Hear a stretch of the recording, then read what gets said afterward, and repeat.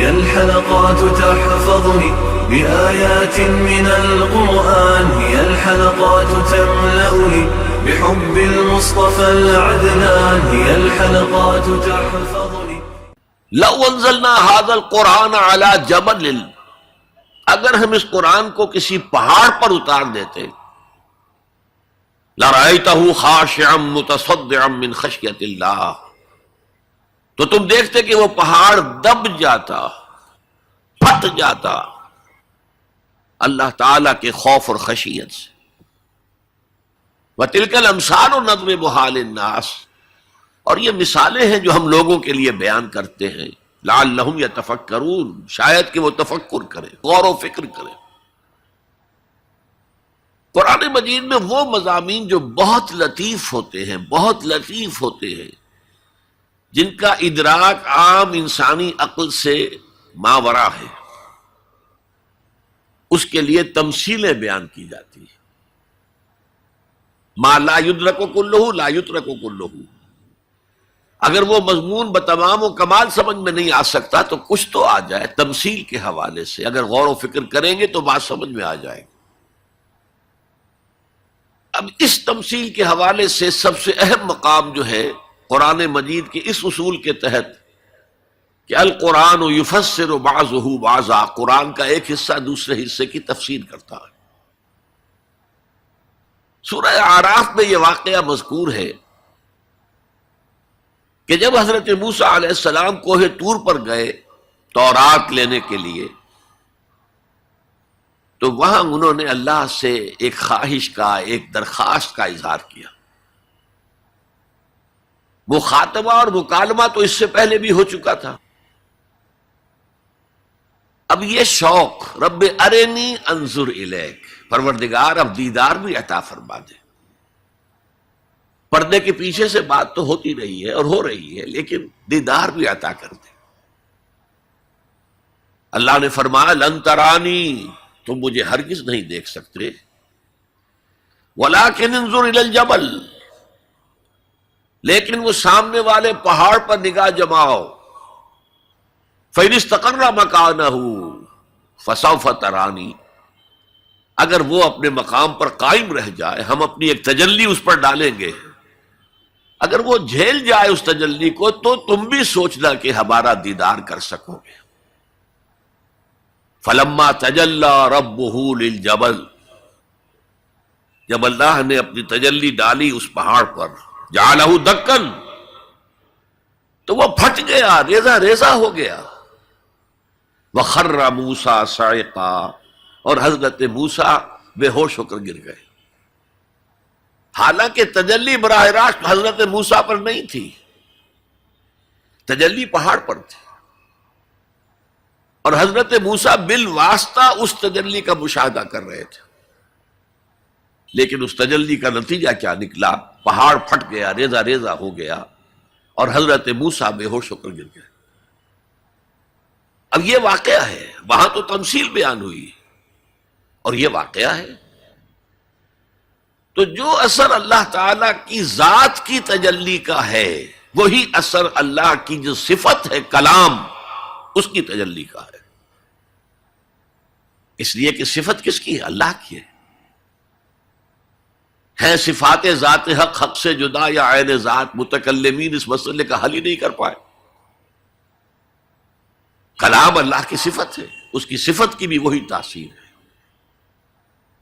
یہ آیت قرآن مجید کی عظمت کو واضح کرتی ہے، جیسے کہ وہ ہے فی نفسہ ہی. اب دیکھیے کوئی چیز بہت عظیم ہے، بہت عظیم ہے، بہت عظیم ہے، اگر مجھے اس سے کوئی فائدہ نہیں تو مجھے اس سے کوئی دلچسپی نہیں ہوگی. فرمایا یا ایھا الناس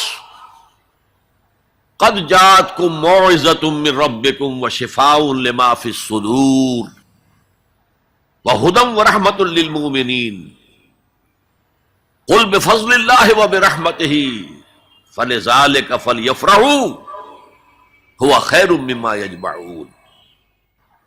اے لوگو،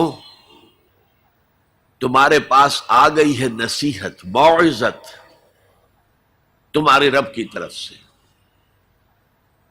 وہ صرف موعظت نہیں ہے، سینوں کے اندر جو روگ ہیں، جو امراض ہیں، ان کا علاج بھی ہے، شفا بھی ہے۔ شفاء لما فی الصدور۔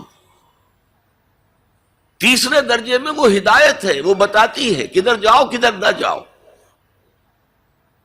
جیسے آپ نے دیکھا ہوگا پہاڑی راستوں پر قدم قدم کے اوپر کوشن ہوتا ہے، یہاں سپیڈ کم کر لو ورنہ تم کسی کھائی میں جا گرو گے۔ تو یہ ہدایت کیا ہے؟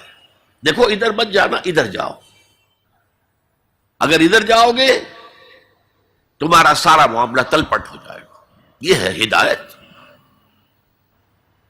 اور جو چیز دنیا میں ہدایت ہے وہ آخرت میں رحمت ہے، ہدم و رحمت للمومنین۔ اب میں چاہتا ہوں ان چار الفاظ میں جو ربط ہے اسے سمجھیں۔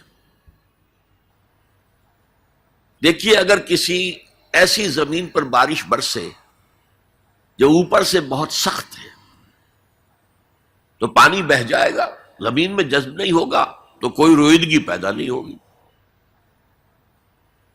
اگر دل سخت ہے تو قرآن مجید ان پر کوئی اثر نہیں کرے گا۔ اس کے لیے سب سے پہلے موعظہ کی ضرورت ہے، واعظ کی ضرورت ہے، نصیحت کی ضرورت ہے تاکہ دل نرم پڑ جائے۔ انسانی دل جب سخت ہوتے ہیں تو ان کی سختی چٹانوں سے زیادہ ہوتی ہے۔ سورہ بقرہ میں فرمایا ثم قست قلوبکم فہی کالحجارۃ او اشد قسوہ۔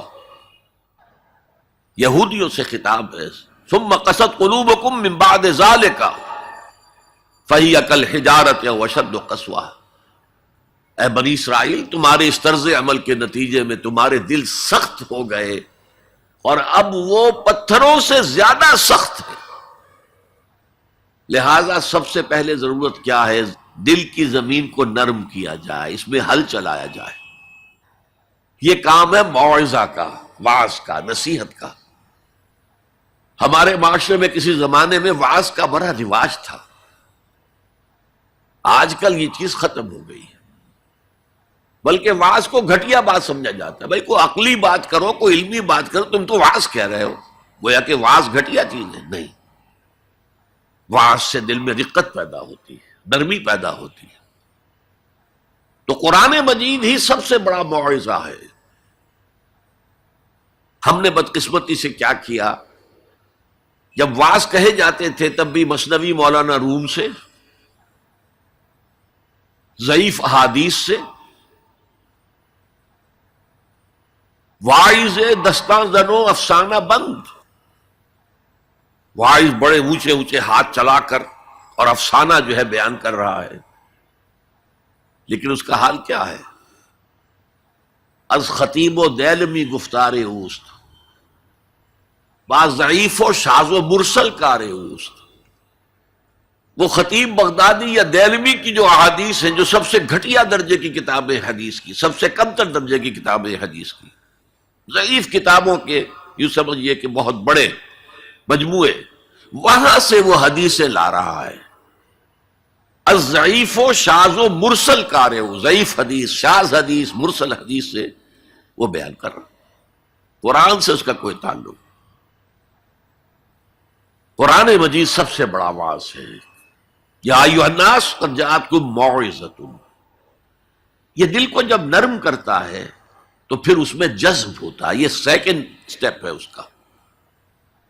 اور جب دل میں جذب ہوگا تو دل کے اندر کی بیماریوں کو دور کر دے گا۔